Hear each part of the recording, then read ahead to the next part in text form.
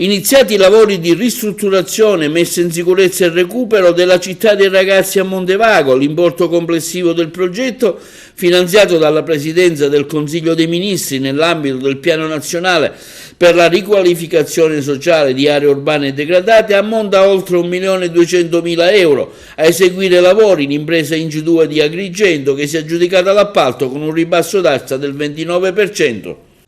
Questo è un grandissimo risultato perché è una di quelle opere su cui abbiamo investito tantissimo con un progetto esecutivo, perché mancava il progetto esecutivo ed è un finanziamento che viene dallo Stato. È un appalto di 1.200.000 circa, con il ribasso credo che siamo arrivati a 920, una cosa del genere, però il luogo è simbolico, è un luogo da cui vogliamo veramente ripartire come crescita sana dei nostri ragazzi.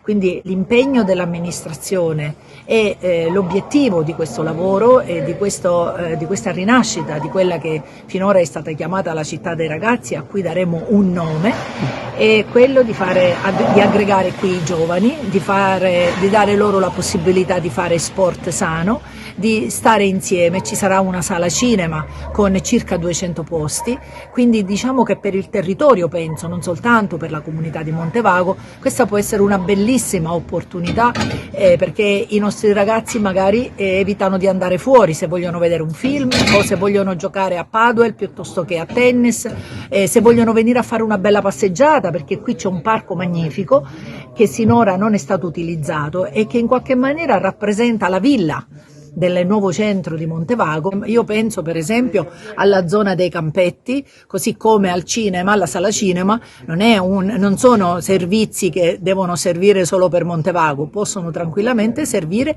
per le comunità vicine. Io ancora una volta continuo a pensare, ad immaginare queste comunità insieme, lavorino insieme per il territorio, per lo sviluppo di questi posti, perché altrimenti, se non lo fa un amministratore locale, questi posti rimangono assolutamente dimenticati. Noi non possiamo permettercelo. I tempi dati sono di un anno, quindi entro il dicembre del 2023 i lavori dovrebbero essere ultimati.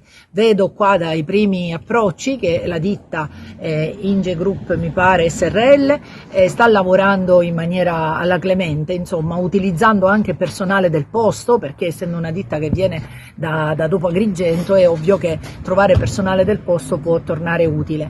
Inoltre aggiungo che in questi 6 anni pieni di mio mandato elettorale tantissimi lavori sono stati appaltati, iniziati, alcuni conclusi, altri no. L'obiettivo è anche questo, cioè concludere tutti i lavori che sono in itinere, cominciando dall'anfiteatro. Abbiamo ieri concluso un incontro con la ditta ed entro il mese di aprile finirà i lavori, quindi anche quel luogo sarà un luogo che durante l'estate potrà essere fruito da tutti, con manifestazioni, momenti di aggregazione, di spettacolo, con un look completamente nuovo.